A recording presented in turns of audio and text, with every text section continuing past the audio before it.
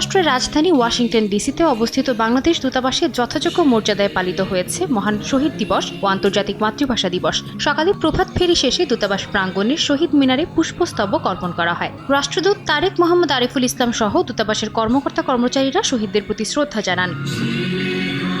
এদিকে ফ্রান্সের তুলুজে Bangladesh community association অমর ২১ উদযাপন করে শোভাযাত্রা ও পুষ্পার্ঘ্য অর্পণের মধ্য দিয়ে। তুলুজের মেয়রের প্রতিনিধিও শহীদ মিনারে শ্রদ্ধা জানান। উল্লেখ্য, ২০২১ সালে তুলুজে ফ্রান্সের প্রথম স্থায়ী শহীদ মিনার উদ্বোধন করা হয়। এছাড়াও অনুষ্ঠিত হয় মনোজ্ঞ সাংস্কৃতিক পর্ব, শিশু কিশোরদের জন্য ছেলে ২১-এর গান, কবিতা আবৃত্তি ও চিত্রাঙ্কন প্রতিযোগিতা।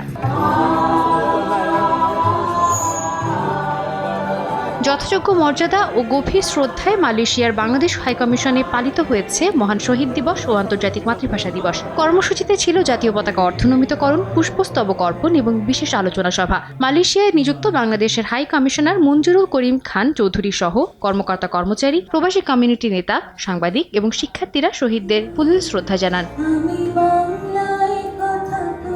সাদিয়া তাসনিম, সময় সংবাদ।